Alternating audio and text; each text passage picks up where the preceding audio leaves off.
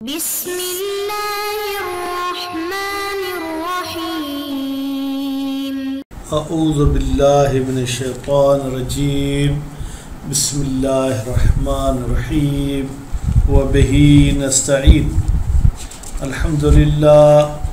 ہماری گفتگو کتاب الشریعت میں ہے اور پچھلے درس میں یہ ہم نے آپ کی خدمت میں پیش کیا کہ اگر دونوں شریکوں کا رأس المال اصل سرمایہ جو لگاتے ہیں وہ مختلف ہو تو اس میں نفع جو حاصل ہوگا یا نقصان وہ بھی مال کے حساب سے ہوگا۔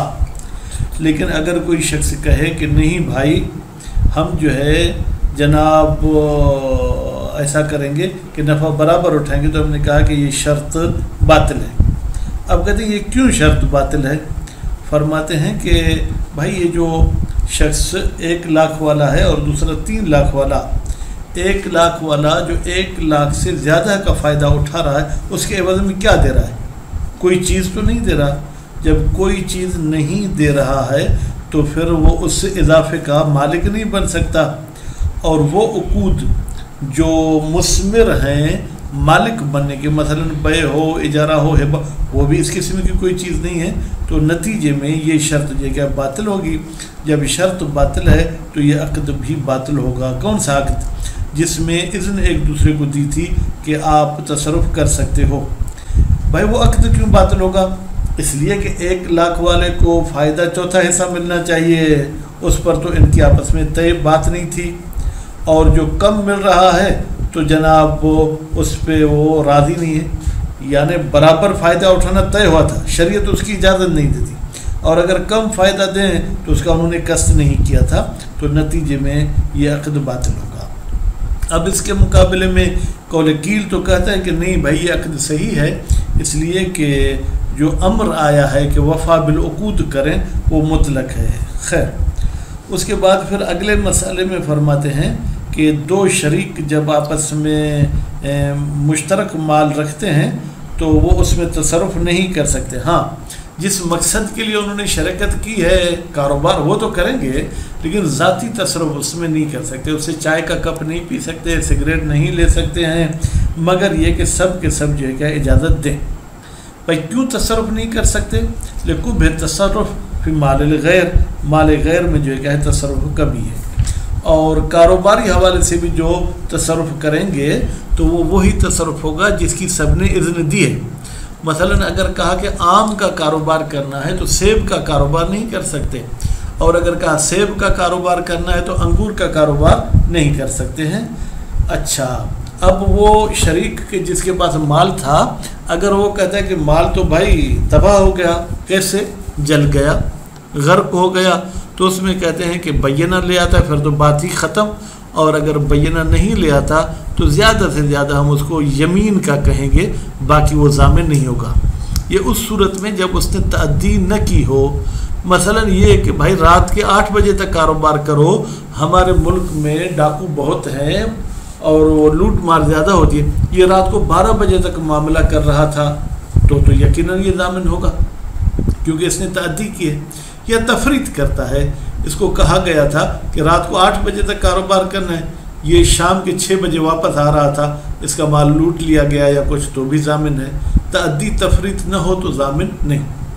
لیکن اگر یہ مال کی تباہی کا ایک امر ایسا بتاتے جو امر خفی، مثلا چوری ہو گیا، غرق ہونے والا تو سب دیکھتے ہیں کہ بھائی سیلاب آ گیا، غرق ہو کے پورے لوگ، گھر، ٹھیک ہے، اور آگ لگے گی تو بھی سب کو پتہ چلے گا۔ امر خفی میں کہتے ہیں اس کی بات مانی جائے گی، کیوں؟ اس لیے کہ یہ شخص امین ہے اور امین کی بات مانی جائے گی۔ تو ابھی ہم چلتے ہیں، تو عبارت میں ہم یہ بتانا چاہیں گے کہ بھائی یہ باطل معاملہ کیوں ہے۔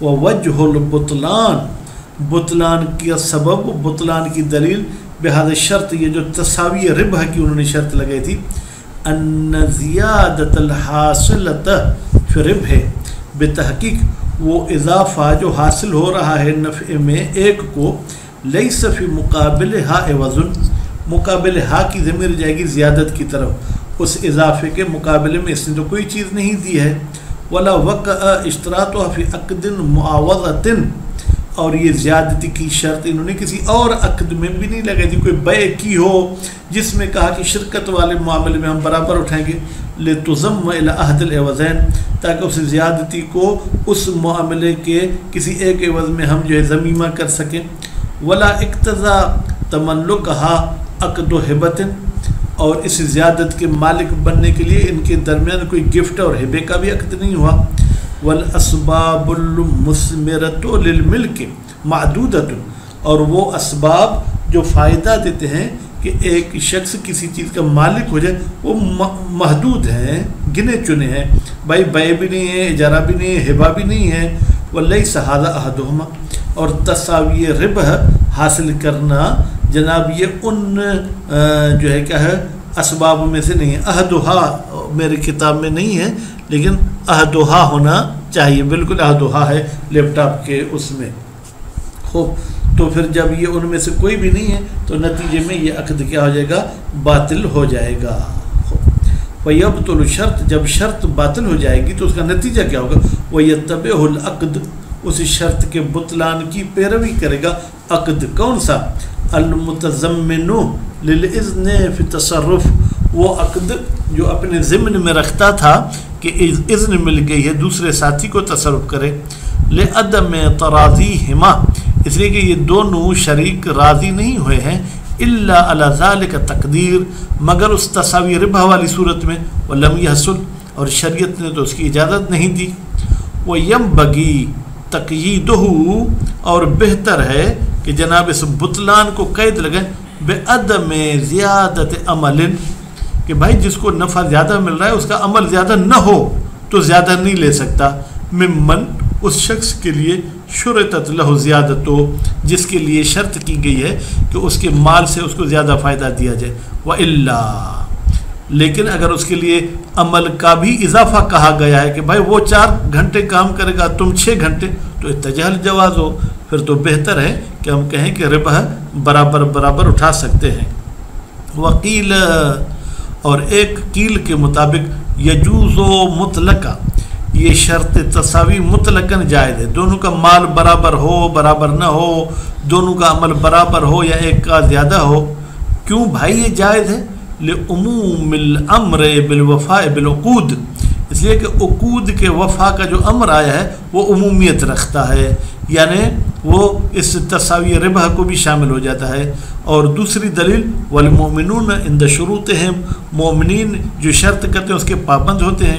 اور تیسری دلیل یہ کہ ہم شک کرتے ہیں کہ تساوی ربح کی صورت میں یہ آیا ہمارے لیے جائز ہے، یعنی اصالۃ الاباحہ، بھائی اصل یہ ہے کہ یہ چیز تمہارے لیے مباح ہے۔ وبناء الشرکۃ علی الانفاق، یا وبناء الشرکۃ علی الانفاق، بھائی شرکت کو یا شرکت کو بنا رکھی گئی ہے کہ اس میں آسانی ہو، اس میں جو ہے کیا ہے اتنی دقت ہم نہ کریں۔ ومنہ موضع النزاع، اور اسی ارفاق میں سے ہمارا موضع نزاع ہے۔ موضع نزاع کیا تھا؟ تساوی ربح۔ ولیس لعہد شرکاء، کسی ایک شریک کو حق نہیں ہے، کیا حق نہیں ہے؟ التصرف فی المال المشترک، کہ وہ تصرف کرے اس مال مشترک میں، الا باذن الجمیع، مگر یہ کہ سب کے سب اجازت دیں۔ اذن کا مطلب یہ ہے کہ تصرف سے پہلے وہ جو ہے کیا ہے جناب اجازت دیں تو وہ تصرف کر سکتا ہے۔ بھائی لیس، کیوں تصرف نہیں کر سکتا؟ لقبح تصرف فی مال الغیر، اس لیے کہ مال غیر میں تصرف کرنا کبھی ہے بغیر اذن ہی، اس غیر کے اذن کے بغیر، عقل بھی کہتا ہے کہ بھائی پرائے مال میں تصرف نہیں کرو، وشرعن، اور شریعت بھی کہتی ہے کہ آپ کسی دوسرے کے مال میں تصرف نہیں کرو۔ وَيَقْتَصِرُ، اچھا وہ شریک جس کو تصرف کی اذن دی گئی ہے وہ بھی اکتفا کرے گا من التصرف علی المعزون، اس تصرف پر جس کی اس کو اذن دی گئی ہے، اللہ تقدیر حصول الاذن، اگر ہم فرض کریں کہ کوئی اذن اس کو حاصل ہوئی ہے، فإن تأدى المعزون، اگر وہ اذن والے کام سے تجاوز کرے گا تو ضمن، وہ شخص ضامن ہوگا۔ وَعْلَمْ، تو جان لے، ان شرکت، بھائی یہ جو شرکت ہے، کما تطلقو، جس طریقے سے اس لفظ کو استعمال کیا جاتا ہے علی اجتماع حقوق الملاک کہ مالک حضرات حقوق میں ایک ساتھ ہیں، اکٹھا ہیں. خوب کس چیز کے مالک؟ فی المال، مال واحد میں، علی عہد الوجوہ السابقہ. وہ کیسے اجتماع کرتے ہیں جناب؟ وہ وجوہ جو گزر چکی، مثلا ارث کے ذریعے، عقد کے ذریعے. کذالک تطلق علی العقد، اسی طریقے سے یہ شرکت کا لفظ عقد پر بھی جو ہے کیا استعمال کیا جاتا ہے. کون سا عقد؟ المثمر، وہ عقد جو فائدہ دیتا ہے. جواز تصرف الملاک فی المال المشترک، کہ ملاک مال مشترک میں تصرف کر سکتے ہیں. وبہذا المعنی، اسی عقد والی معنی کے لحاظ سے اندرجت شرکت فی قسم العقود، یہ شرکت داخل ہو گئی، مندرج ہو گئی جناب عقود کی لسٹ میں. وقبلت، اور اس شرکت نے قبول کر لیا الحکم بالصحت والفساد، کہ بھائی کبھی ہم کہیں گے یہ شرکت صحیح ہے، کبھی کہیں گے فاسد ہے. لا بالمعنی الاول، پہلی والی معنی کو ہم صحیح اور فاسد نہیں کر سکتے. باپ مر گیا، بھائی تمام کی تمام اولاد اس کی ملکیت میں وارث ہے، اب کیا کہیں گے یہ صحیح ہے یا غلط ہے؟ نہیں، اس کو صحت فساد کی نسبت نہیں دیں گے. والمصنف اشار، اور مصنف صاحب نے اشارہ کیا ہے الی المعنی الاول، پہلی معنی کی طرف جو بغیر عقد کی شرکت ہوتی تھی. بما افتتح به من الاقسام، جن کے ساتھ ابتدا کی تھی مصنف نے اور اقسام بیان کیے تھے. والثانی، اور یہ عقد والی شرکت کی طرف مصنف نے اشارہ کیا ہے بالاذن المبحوث عنہ ہنا، اس اذن کے ذریعے جس کا بحث کیا جا رہا ہے یہاں پر. ولکل من الشرکاء المطالبۃ بالقسمت، جتنے بھی شرکاء ہیں ان کو حق ہے کہ وہ ایک دوسرے سے بھائی مطالبہ کریں کہ بھائی بس اب مال کو تقسیم کرو. ارزن، البتہ ابھی وہ پیسوں کی صورت میں نہیں، سامان کی صورت میں ہے. بالسکون، کہتے ہیں ارزن میں را کو ساکن کر کے پڑھیں، کیونکہ عین کو تو ساکن نہیں کر سکتے، ابتدا پہ ساکن ہو جائے گی. اور اگر ضاد کو ساکن کریں تو بھائی وہ بھی ساکن نہیں ہوگی، تو سکون سے مراد را کو ساکن کرنا ہے. وہ ما عدا نقدین، ارز کسے کہتے ہیں؟ سونے چاندی کے علاوہ جو بھی سامان ہے اسے ارز کہتے ہیں. کان المال اور نقدن، کہتے ہیں وہ جو ان کا مال مشترک ہے وہ ارز ہو یا نقد ہو، نقد یعنی سونا چاندی. وہ شریک و امین، فرماتے ہیں شریک صاحب امین ہے علامہ، اس سامان کا تحت یدہی جو اس کے کنٹرول میں ہے. من المال المشترک، مال مشترک. المعزون، جناب المعزون نو اگر ایسے کہیں، یا المعزون وہ مال مشترک جس کی اذن دی گئی ہے لہو اس شریک کو فی وضع یدہی، کہ بھائی تم اپنا ہاتھ رکھ لو علیہ اس مال پر. لا یضمنو، وہ ضامن نہیں ہوگا اس مال کا، الا بتعدن، مگر یہ کہ وہ تجاوز کرے. 8 تک کاروبار کرنا تھا، اس نے 12 تک کاروبار کیا. تعدی کا مطلب وہ فعل ما لا یجوز فعلہ فی المال، ایسا کام کرے جناب اس مال میں کہ جو جائز نہیں ہے.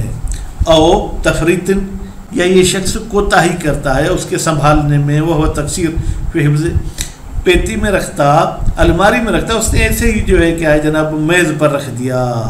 وما لم یتم بہی صلاح، یا اس نے ایسا کام نہیں کیا جس کے ذریعے اس کام کی مصلحت ہوتی.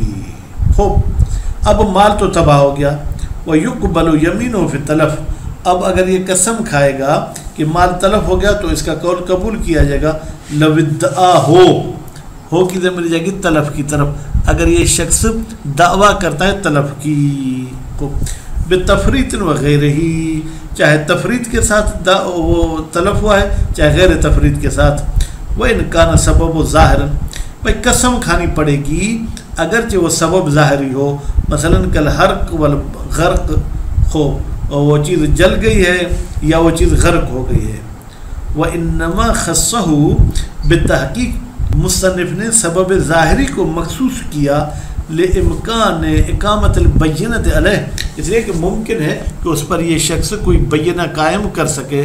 فَرُبَّمَا اُحْتُمِلَ عَدَمُ قَبُولِ قَوْلِهِ فِيهِ، پھر یہ احتمال دیا جاتا ہے کہ اس شریک کا قول قبول نہیں ہوگا فی ہے سبب ظاہری میں. اس لیے مصنف نے اس کو واضح کر کے بتایا نہیں بھائی قسم کھائے گا تو اس کا قول قبول ہوگا. کما ذهب الیہ بعض العامہ، جیسے کہ بعض عامہ کہتے ہیں کہ اس کا قول قبول نہیں ہوگا سبب ظاہر میں. اما دعویٰ تلفہ بامر خفی، لیکن اگر یہ دعویٰ کرتا ہے ایک ایسے امر کے ساتھ مال طلب ہو گیا جو خفی عام طور پر دیکھنے میں نہیں آتا، جیسے کسرق یا کسرق، اب ضرب کے وزن پر ہوگا تو ایسے چوری ہو گیا. فمقبول اجماعاً، تو پھر تو سب کا اجماع ہے کہ اس کا یہ قول امر خفی میں جو ہے کیا ہے قبول کیا جائے گا. تو اس حوالے سے تلف ہونے کی بھی دو صورتیں ہو گئی، ایک صورت میں قسم کھائے گا، دوسری صورت میں قسم نہیں کھائے گا. صلی اللہ علیہ محمد و آل محمد.